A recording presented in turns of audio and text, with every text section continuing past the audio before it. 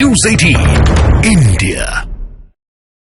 बढ़ता हुआ बदलता हुआ घटनाक्रम। अमित शाह के घर पर चिराग पासवान पहुंचे हैं और बीजेपी के राष्ट्रीय अध्यक्ष जेपी नड्डा के आवास पर उनसे मुलाकात हुई है। चिराग पासवान की यह मुलाकात भी बेहद अहम, क्योंकि बिहार से ही आती है उनकी अपनी पार्टी और एक बार फिर से एक सक्रिय भूमिका में चिराग पासवान दिखाई दे रहे हैं। जैसे ही यह पता चला कि अब मोहभंग आरजेडी से नीतीश कुमार का हो गया है, चिराग पासवान बिल्कुल एक्टिव दिखाई दिए हैं और अमित शाह से उनकी मुलाकात, जेपी नड्डा से उनकी मुलाकात, यह बताती है कि एक नए समीकरण बनाए जा रहे हैं और चिराग पासवान एक अहम भूमिका में हो सकते हैं। भले ही उनकी पार्टी के विधायक नहीं, लेकिन अभी कद बढ़ भी सकता है। और इससे पहले भी चिराग पासवान गृहमंत्री अमित शाह से मुलाकात कर चुके हैं, लेकिन फिलहाल ये तस्वीरें जो आप देख रहे हैं वो गृहमंत्री अमित शाह के घर के बाहर की हैं, जहां पर इस वक्त बीजेपी के राष्ट्रीय अध्यक्ष जेपी नड्डा के साथ साथ चिराग पासवान की भी मौजूदगी है और अमित शाह से मिलने जेपी नड्डा और चिराग पासवान पहुंचे हैं। हालांकि शुरुआती दौर में नीतीश कुमार को लेकर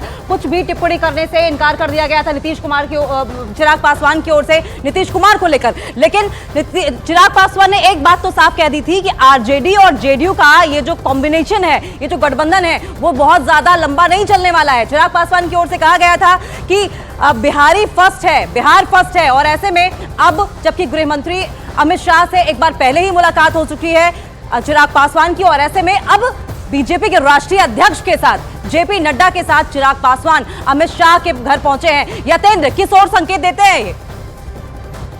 देखिए, चिराग पासवान कल सुबह से ही अमित शाह से और जेपी नड्डा से मिलने का समय मांग रहे थे। कल जिस तरह का शेड्यूल था उसमें उनको समय नहीं मिल पाया, क्योंकि कहीं ना कहीं चिराग पासवान असमंजस में है कि उनके भविष्य को लेकर क्या बीजेपी सोच रही है, क्योंकि नीतीश को लेकर उनका जो रुख है, चिराग पासवान को लेकर नीतीश का, वो जग जाहिर है कि किस तरह से नीतीश उनको पसंद नहीं करते। राजनीतिक तौर पर दोनों के बीच में तलवार है।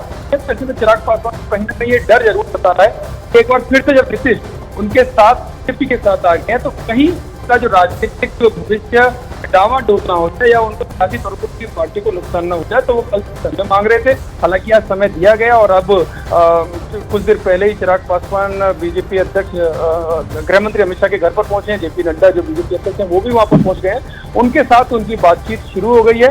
चिराग पासवान इंश्योर करना चाहते हैं कि उनकी जो पार्टी है, उनका जो हिस्सा है इस लोकसभा चुनाव में, वो किसी भी हालत में कम ना हो। क्योंकि पिछले पिछले सियासी घटनाक्रम की बात करें तो चिराग पासवान को अलग थलग करना पड़ा था नीतीश कुमार की वजह से। नीतीश कुमार काफी नाराज थे उस दौरान और उसका खामियाजा चिराग को भुगतना पड़ा और यही कारण था कि बाद में दो गुट चिराग पासवान की पार्टी के अंदर भी बन गए। उनके चाचा का गुट अलग बना और उनको मंत्रिमंडल में भी जगह मिली, यानी कि एक तरह से पूरे किनारे कर दिए गए थे। तो उस तरह की स्थिति ना आ जाए, तो ये डर कहीं ना कहीं चिराग पासवान के मन में, और शायद यही कारण था कि जैसे ही नीतीश कुमार की बीजेपी के साथ फिर से सरकार बनाने की खबरें आई तो चिराग पासवान ने तब से ही समय मांगना शुरू कर दिया कि पहले से ही जो डैमेज कंट्रोल है वो कर लिया जाए तो ज्यादा बेहतर है। और यही कारण था कि वो दिल्ली आकर उन्होंने डेरा जमा लिया था और लगातार वो बीजेपी आलाकमान से बात कर रहे थे कि उन्हें उनकी बात रखने का मौका दिया जाए, उन्हें मिलने का समय दिया जाए। और अब बीजेपी अध्यक्ष